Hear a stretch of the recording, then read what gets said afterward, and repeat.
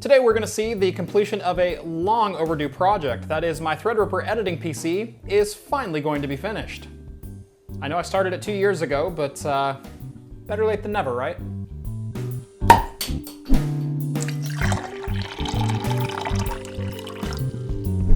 Welcome back to Craft Computing, everyone. As always, I'm Jeff, and as I stated, this project is just a little bit overdue. Right around 2 years ago, I started building myself a Threadripper editing PC with the goal of using it as the primary editing PC on the channel. And that actually did happen for about a year or so. However, the project was always in this weird state of flux and never really completed. So I'm gonna go ahead and spin that camera around real quick. I'll show you exactly what the computer looks like today, where it came from, and what the upgrade today is going to look like. 3, 2, 1. So you guys haven't seen this half of the office yet. This is my editing space, and right here is the PC in question. So this is a Threadripper 1900X running on an X399 MSI Gaming Pro Carbon motherboard. It started life with this guy right up here. This is my EVGA GTX 1080 for the win card. Honestly, a fantastic graphics card that I only just retired to sit up on my shelf, and in fact I do have other plans for that, so stay tuned to the channel. I do have a cool project coming up with that card. But I did replace it recently with an RTX 2080, mainly just to get the new NVENC for editing and decoding of my video. Now, the system did not start life in the Fractal Design Vector RS. That was a pretty recent addition to this. In fact, I rebuilt the Threadripper PC when the Vector RS came out. There we go, pop off the side panel so you can see a little bit better inside of here.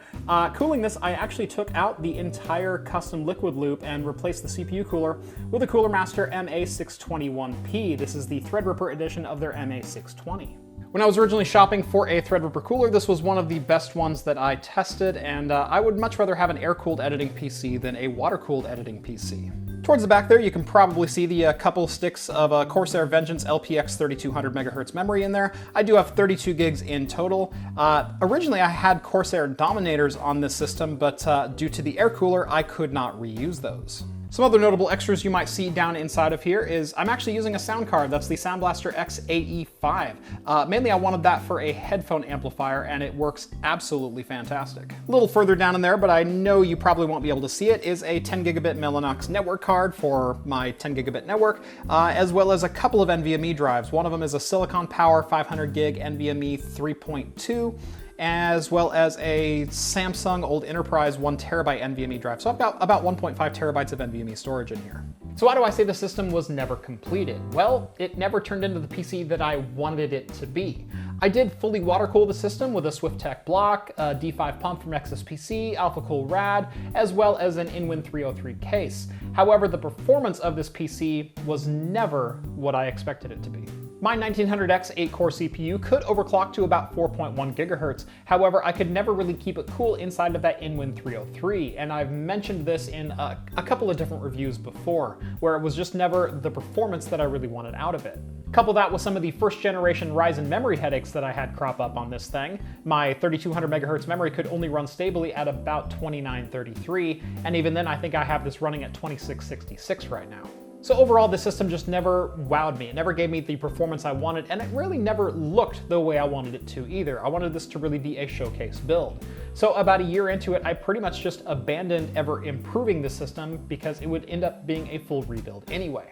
Fast forward to a couple of months ago, and I finally took all the water cooling stuff out of it and put the system into the Vector RS to do a review on that case. And my goal with this system was actually to build it up into a proper editing rig, this time going air cooling instead of water cooling. Right beside me is a 2950X. This is a 16-core, 32-thread Zen Plus Threadripper chip, and I could not be more excited to finally take this thing for a spin.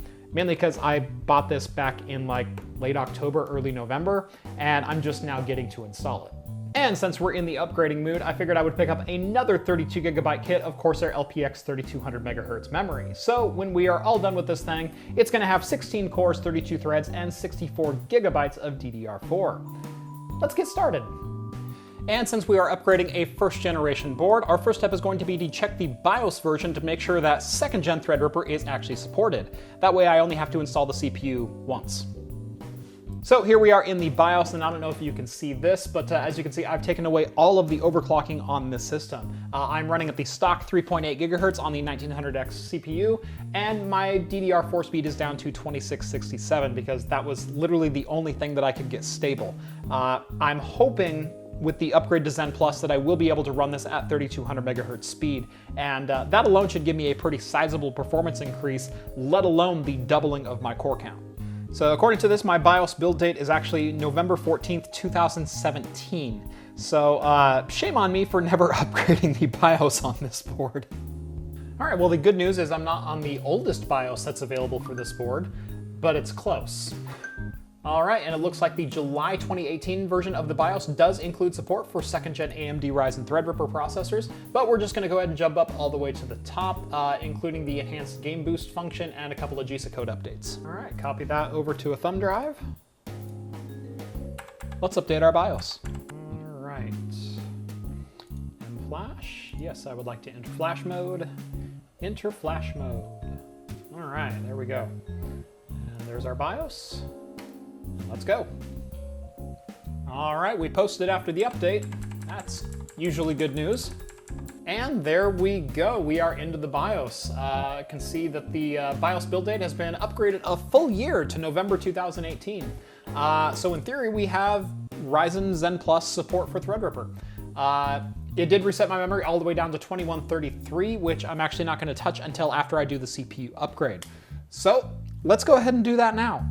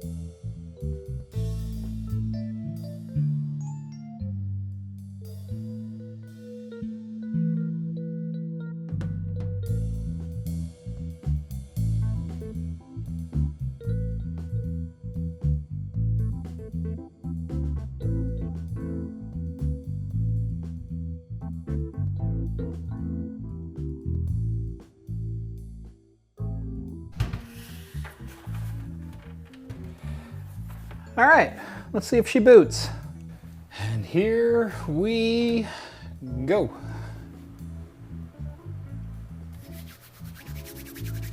Hey, fan spun down. That's a good sign. Postcodes are still cycling through.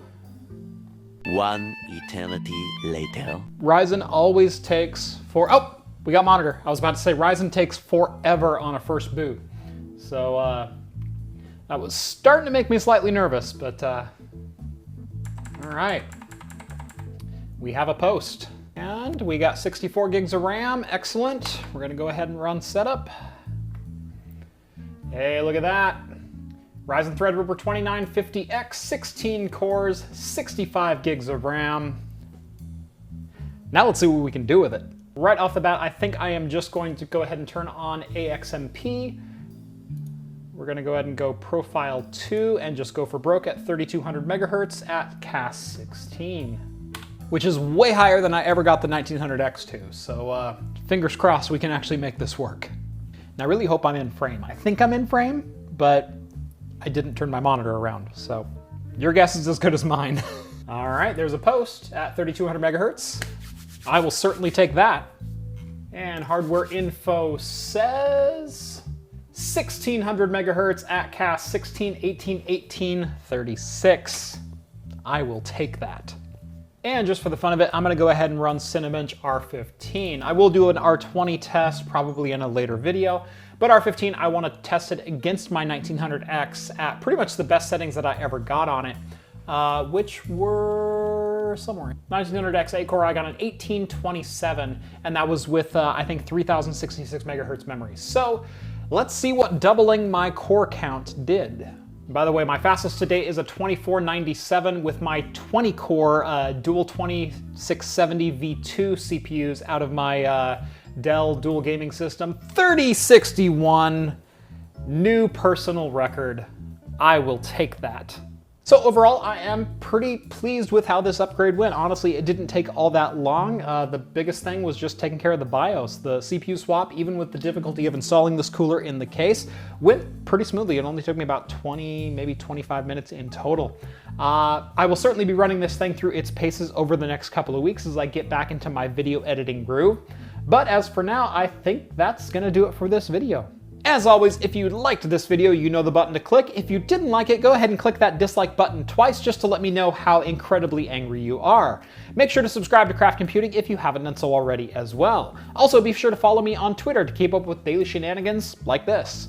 If you like the content and you'd like to chat with myself, as well as my other hosts from Talking Heads, my once weekly live show, make sure to join the Patreon. A minimum donation of $1 gets you exclusive access to my Discord server. Thank you guys so much for watching this one, and as always, I will see you in the next video. Cheers, guys. Now to overclock.